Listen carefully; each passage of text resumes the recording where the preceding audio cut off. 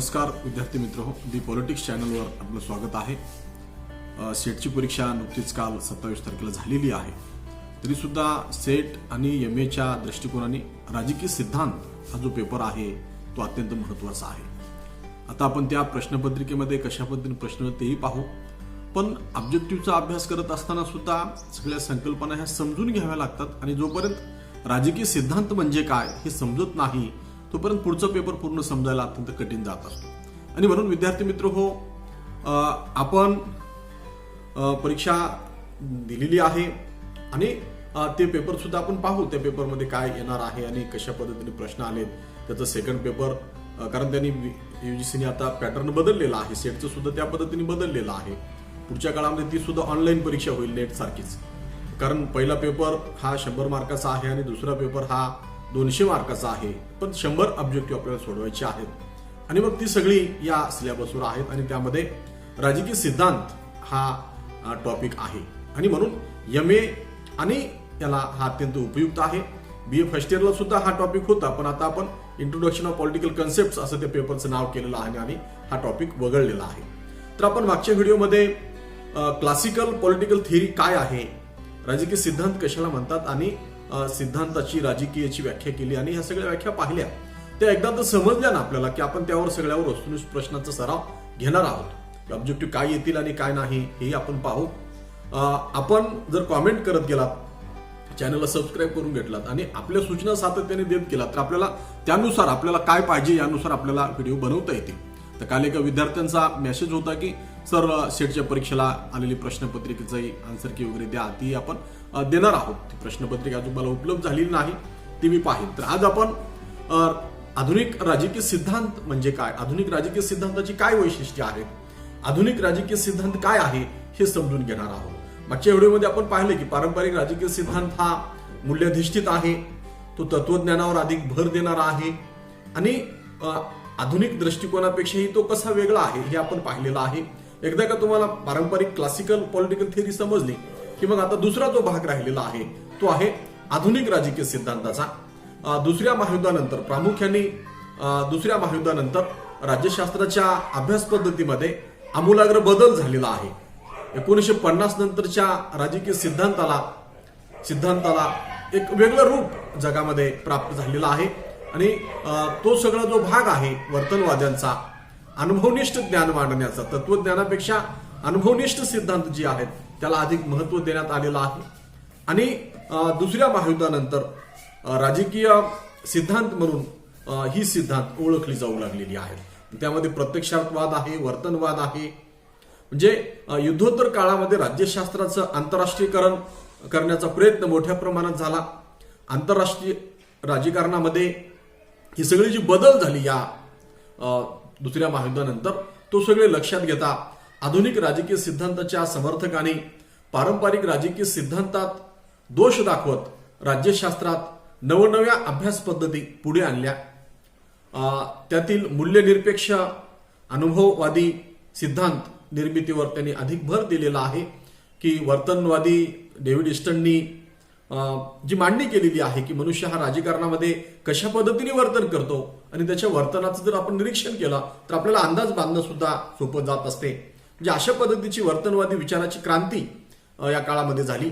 राज्यशास्त्राला अधिक शास्त्रीय रूप देण्याच्या उद्देशाने गणिती, संख्याशास्त्रीय सिद्धांताचे आणि अभ्यास पद्धतीचे मापदंड राज्यशास्त्रात कलम करण्यात आले। अभ्यास पद्धतीचे शास्त्रीयतेचे दावे करून नुसते तथ्यांचे ढिगारे निर्माण करण्यात आले। आधुनिक सिद्धांतात मूल्यांना थारा दिला गेला नाही। परिणामी समाज जीवनाला भेडसावणाऱ्या समस्या सोडविण्यासाठी मूलभूत प्रश्न उपस्थित करून उपाय शोधण्याची महान परंपरा आणि वारसा ते हरवून बसले।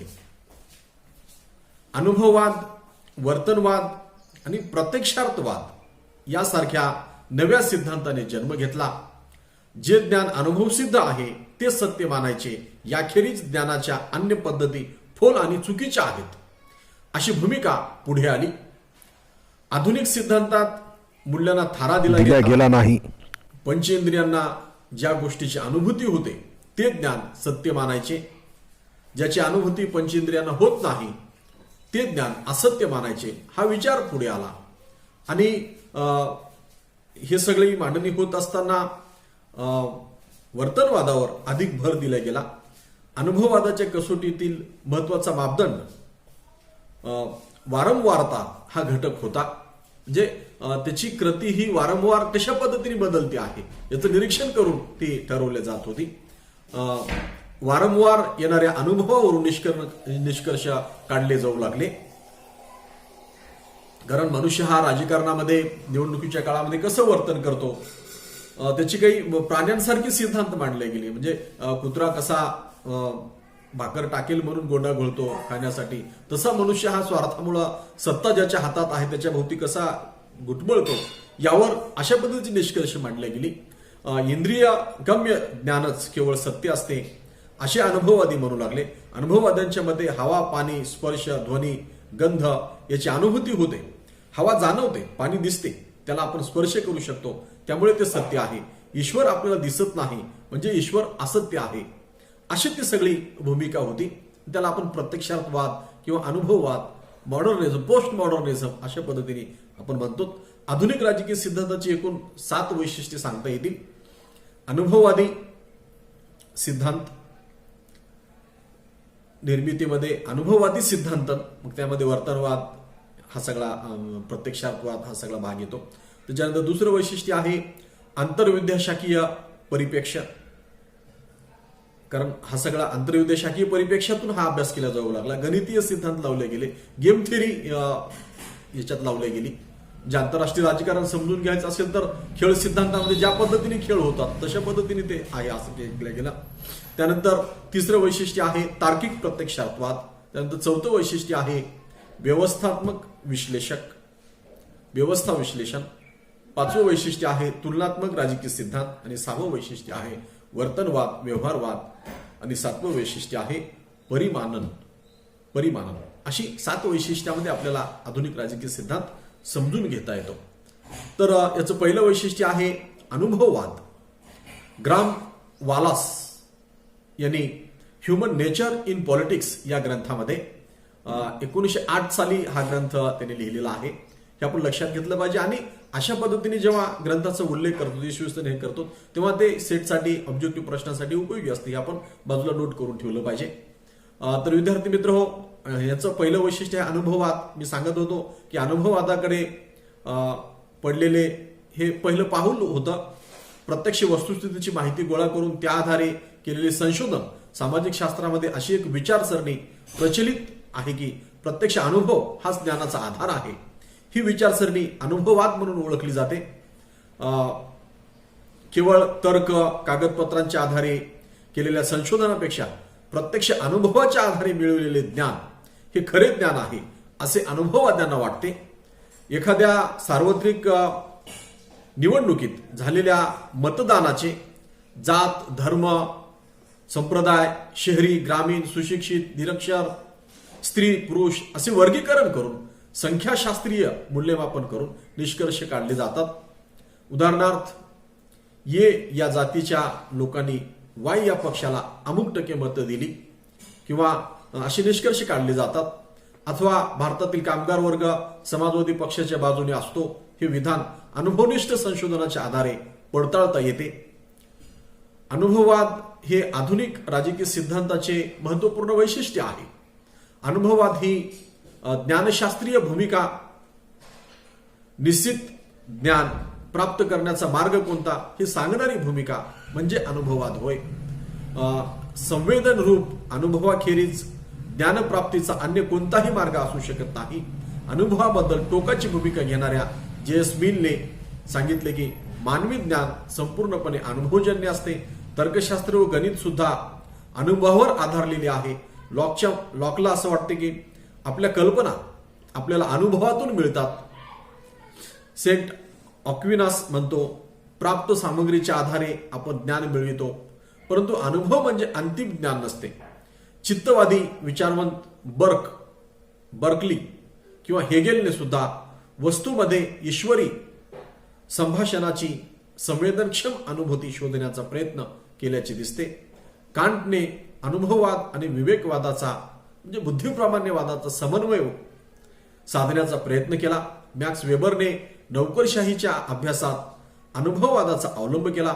1904 नंतर अमेरिकेतील राज्यशास्त्रज्ञांनी राजकीय जीवनाच्या सर्वच क्षेत्रात अनुभववादाचा वापर केलेला आहे. परिणामी प्रत्यक्षार्थवाद, व्यवस्था विश्लेषण, वर्तनवाद ही अनुभववादाचीच अपत्य आहेत.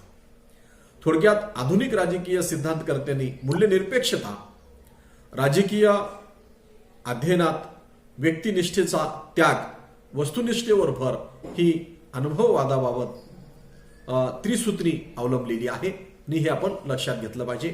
यानंतरचं आधुनिक राजकीय सिद्धांताचं दुसरं वैशिष्ट्य आहे आंतरविद्याशाखीय परिप्रेक्ष्य. या अभ्यास विषयाला एक आंतरविद्याशाखीय परिप्रेक्ष्य देण्यात आलेला आहे.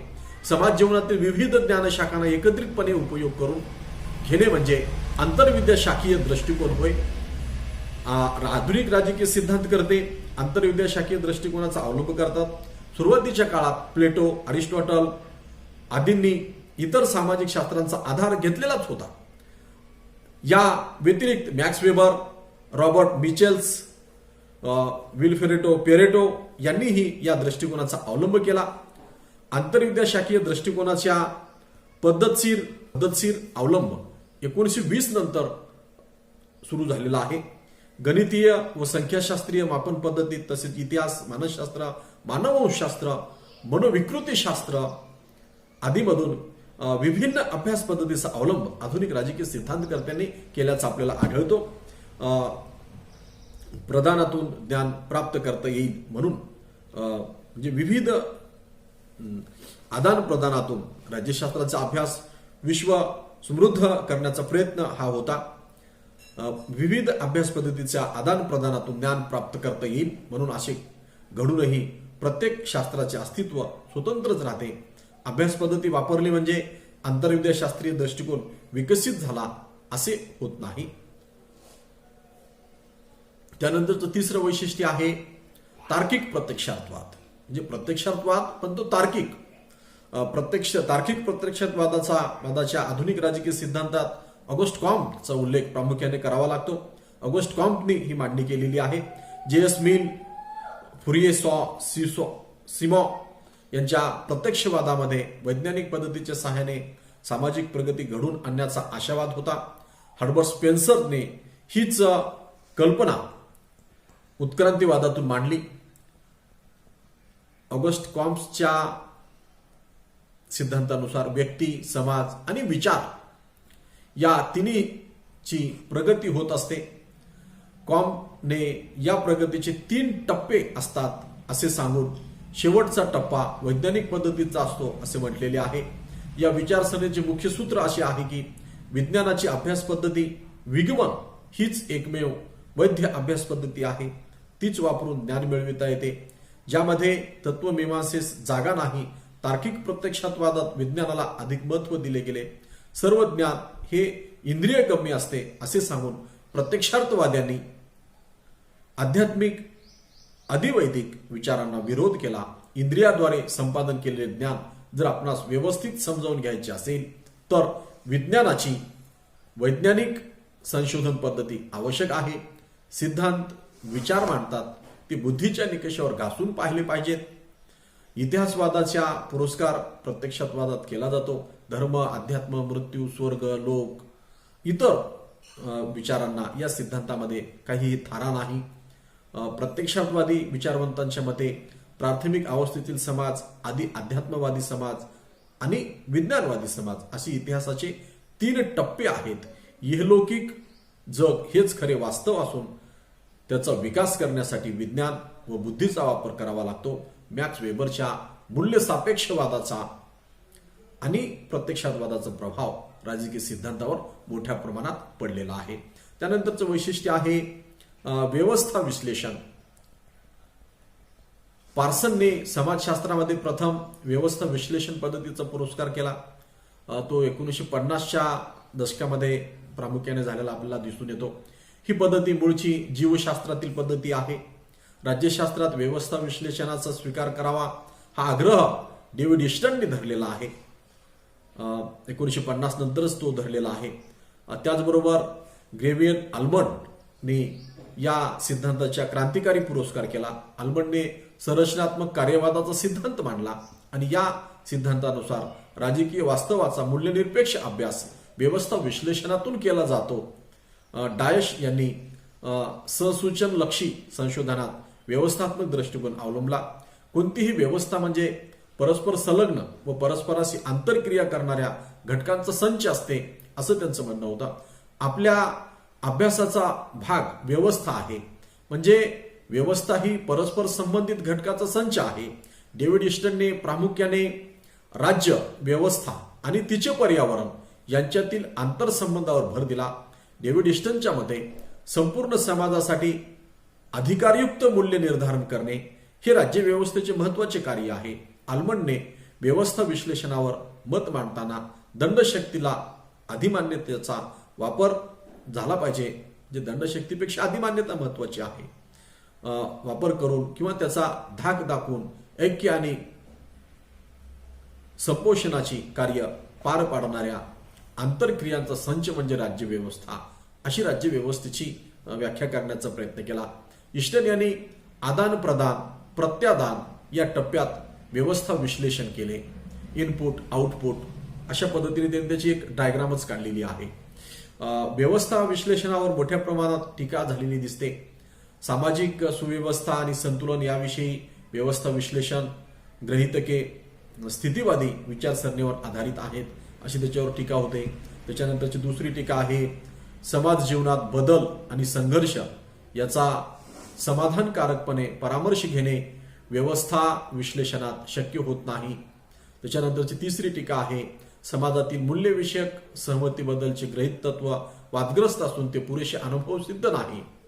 मूल्यनिरपेक्ष व्यवस्था विश्लेषण अशक्य आहे, कारण राजकीय व्यवस्थेला निर्णय प्रक्रियेवर मूल्य प्रभाव असतो. त्याच्यानंतरचं पाचवं वैशिष्ट्य आहे तुलनात्मक राजकीय सिद्धांत. आधुनिक राजकीय सिद्धांताचा भर तुलनात्मक विश्लेषणावर आहे.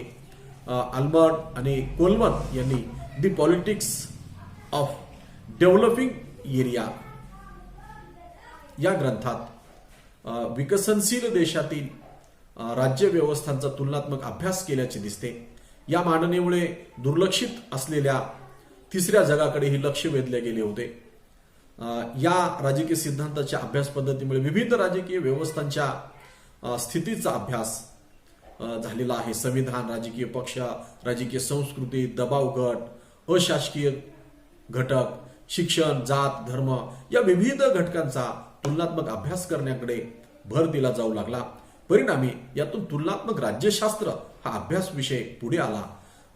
राज्यशास्त्रात अरिस्टॉटलने विविध संविधानाचा 158 संविधानाचा तुलनात्मक अभ्यास केलेला होता आणि तीच पद्धत आपण नव्याने आता स्वीकारतो आहोत. त्यानंतरचं सहावं वैशिष्ट्य आहे व्यवहारवाद अथवा वर्तनवाद. वर्तनवाद हा आधुनिक राजकीय सिद्धांतातील महत्वाचा दृष्टिकोन म्हणून संबोधला जातो. मानसशास्त्रीय पद्धतीने वर्तनवादाच्या प्रभावातून या दृष्टिकोनाची निर्मिती या दृष्टिकोनाच्या पुरस्कर्त्याने केलेली आहे. वर्तनवादाची क्रांतीच आपण ज्याला आपण म्हणतो. अमेरिकन राज्यशास्त्रज्ञ मेरियम ईस्टन, रॉबर्ट ढाल आदींनी याचा पुरस्कार केलेला आहे. या दृष्टिकोनाच्या आधारे मतदान वर्तन, मतदान, पक्षीय पसंतीक्रम, नागरिकांचा राजकीय सहभाग, राजकीय संस्कृती, राजकीय सामाजिकरण आदी घटकांचा अभ्यास आपल्याला करता येतो आणि ह्याच्यामध्ये त्याचा अभ्यास झालेला आहे. 1960 नंतर या अभ्यास पद्धतीला असंख्य अनुयायी मिळाले. या दृष्टिकोनातून राजकीय पक्ष, दबाव गट, राजकीय सहभाग इत्यादी घटकांचा अभ्यासाला फार मोठ्या प्रमाणात चालना मिळाली. परिणामी राज्यशास्त्राच्या स्वरूपामध्ये मोठा बदल झालेला आहे हे आपण लक्षात घेतलं पाहिजे. वर्तनवादी दृष्टिकोनामुळे त्याची जी वैशिष्ट्ये आहेत ती आपल्याला अशा पद्धतीने सांगता येतात की व्यक्तीच्या प्रत्यक्ष राजकीय कृतीची वारंवारता, त्याच्याशी निगडीत प्रवृत्तीचा अभ्यास अनुभवाच्या आधारे शास्त्रशुद्धरित्या करणे हे त्याचं उद्दिष्ट आहे, वैशिष्ट्य आहे. त्यानंतर दुसरं वैशिष्ट्य आहे कृतींचे मात्रीकरण करणे, जे मात्रावाईज त्या कृती विभाजन करणे. त्यानंतरचं वैशिष्ट्य आहे शास्त्रीय अभ्यास पद्धती अवलंबून तिचा प्रसार करणे. त्यानंतरचं वैशिष्ट्य आहे आंतरविद्याशाखीय दृष्टिकोन अवलंबणे. म्हणजे अशा पद्धतीने वर्तनवादाची अशी आपल्याला वैशिष्ट्ये सांगता येऊ शकतात. त्यानंतर शेवटचं वैशिष्ट्य आहे परिमानन. 1950 नंतर राज्यशास्त्रात या नवीन अभ्यास पद्धती आल्या, त्यामध्ये संख्याशास्त्रीय गणितीय परिमाननाचा अवलंब करून आकडेवारी टक्केवारीच्या आधारे मतदानाची टक्केवारी, मतदान वर्तणुकीच्या टक्केवारीनुसार अभ्यास, सांख्यिकीय अभ्यास, अभिजन वर्गाचा अभ्यास, पक्ष सदस्य, विधिमंडळ सदस्य वगैरे घटकांच्या परिमानन पद्धतीचा अवलंब झाला. परिणामी तथ्य माहितीचे ढिगारे गोळा झाले. मूल्य विहीनतेच्या अट्टहासामुळे आधुनिक राजकीय सिद्धांतकर्त्यांनी समग्र दृष्टी हरवलेली आहे की काय, असा काहीसा भास आपल्याला झाल्याशिवाय राहत नाही. केवळ शास्त्रीयतेच्या आणि अध्ययन पद्धतीचे स्तोम निर्माण झाले.